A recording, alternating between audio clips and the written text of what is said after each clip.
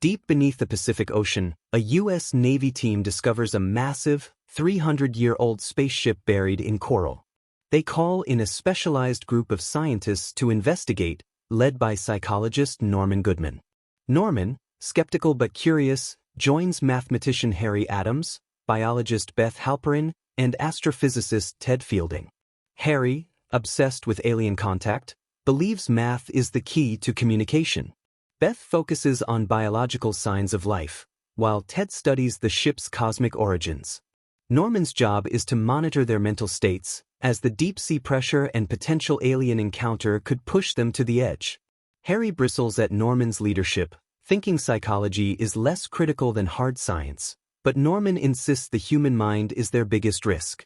The team descends in a diving bell, the ocean's weight pressing against the hull with eerie creaks. Fear grips them, but curiosity takes over when they reach a Navy-built underwater habitat near the wreck. They suit up in high-pressure gear and cross a walkway to the spaceship. The Navy has set up a sealed airlock to protect them from unknown gases.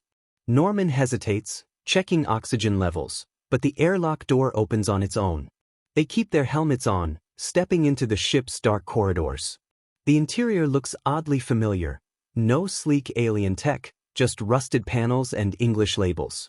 Beth spots footprints in the dust, which is impossible since they're the first team here. Norman orders them to stick together, but their oxygen tanks are low, so he splits the group to cover more ground.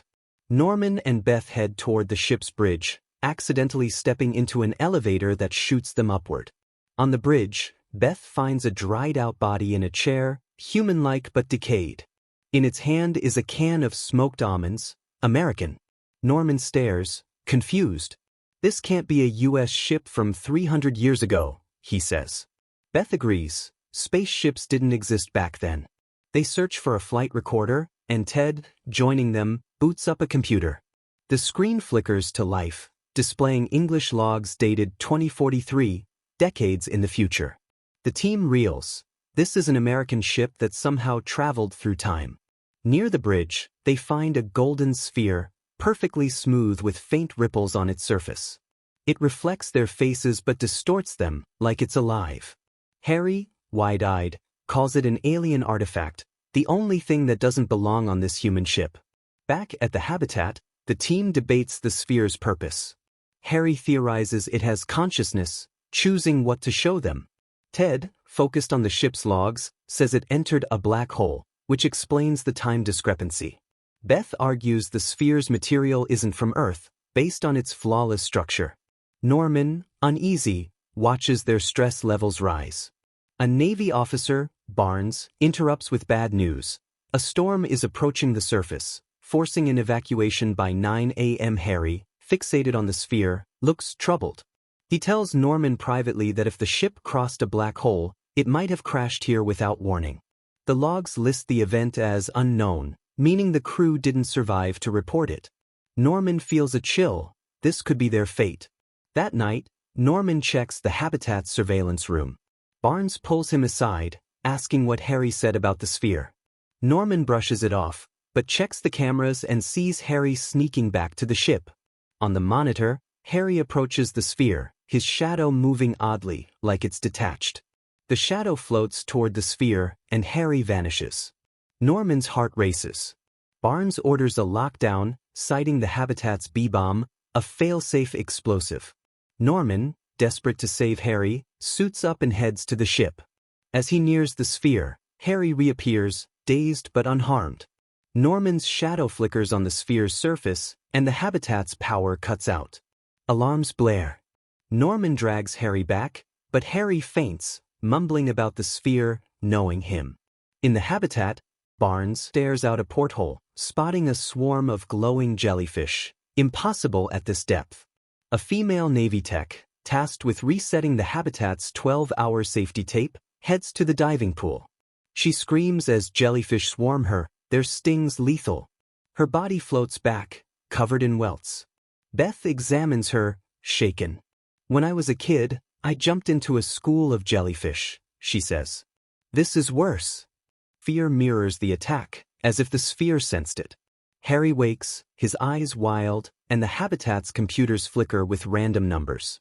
Norman decodes them, revealing a message: "I am Jerry." It's the sphere, communicating. Before they can respond, the signal cuts off, and another tech vanishes near the pool. Norman checks the cameras and finds the second tech's body, crushed beyond recognition. Harry, now lucid, reads from 20,000 Leagues Under the Sea, his favorite novel. He stops at page 87, where a giant squid attacks. The habitat's radar pings. A massive creature approaches. Norman orders everyone to the control room, but fish rain down outside, smashing against the hull. Beth screams, "It's not real," but the habitat shakes. The creature, a giant squid, slams into the base. Norman seals the oxygen valves to prevent a fire, but the squid's blows crack the walls. Ted grabs an extinguisher, running to the control room, but a falling panel pins him. Norman pulls him free, and the squid vanishes as if it never existed. Norman Goodman stands in the control room of the underwater habitat, his heart pounding as the radar screen goes blank. The giant squid that attacked the base is gone, but the damage remains: cracked walls and flickering lights. Harry Adams, still shaky from his encounter with the golden sphere, sits clutching 20,000 Leagues Under the Sea, his face pale. Beth Halperin checks the oxygen valves, her hands trembling. Beth, pacing, admits she found food in the ship's storage, American brands, like the almonds, proving it's a future U.S. vessel. But her story feels off, like she's hiding something. Barnes spots a burn mark on her sleeve, as if she tampered with equipment. He doesn't trust her anymore. Barnes, Fielding, bruised from the falling panel, limps to a chair. Norman knows the sphere, calling itself Jerry, is behind the chaos. Its message, "I am Jerry," still lingers on the computer screen. Barnes decodes it, realizing Jerry is a misread of Harry. The sphere isn't alien, it's mimicking Harry's mind. Beth whispers that the jellyfish and squid attacks mirror their fears, as if the sphere pulls nightmares from their minds and makes them real.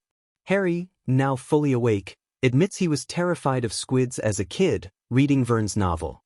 The sphere must have tapped into that fear, conjuring the creature. Barnes notices Harry's book stops at page 87, where the squid attack ends, the rest of the page is blank. It's no coincidence, the sphere is shaping reality. Beth, shaken, confesses she's always feared jellyfish since her childhood boating accident. Beth accuses Harry of lying about his intentions, saying he wanted to control the sphere. Harry snaps back, claiming Beth's unstable, she's been on edge since the jellyfish. Ted tries to calm them, but the habitat shakes again. The radar shows a new threat, a massive sea snake circling the base. Barnes knows it's his fear manifesting. Norman orders everyone to the escape sub. The habitat's flooding, and the B-bomb is armed to detonate. Barnes grabs explosives from a storage locker, saying the original crew planned to destroy the sphere. Beth hesitates, she's too eager to blow it up. As they climb into the sub, Harry freezes, muttering about page 87. Barnes takes him, urging him to focus. The sub's hatch seals, but the controls flicker, Jerry's interfering. Barnes realizes someone's still thinking dangerous thoughts. He confesses his fear of sea snakes, willing them away. The radar clears, and the sub powers up. Beth, Harry, and Norman strap in, their faces grim.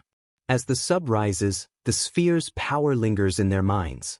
They agree to forget it, to never speak of its ability to turn thoughts into reality. If it fell into the wrong hands, the world could burn. Norman suggests using the sphere's power one last time, to send it back to space. Harry and Beth nod, focusing together. The sub shakes as the sphere vanishes from the ship, launched into the cosmos. The team surfaces, the ocean calm above. They're rescued by the Navy, silent about the horror below. The sphere's gone, but its shadow remains, a warning of the mind's power to destroy.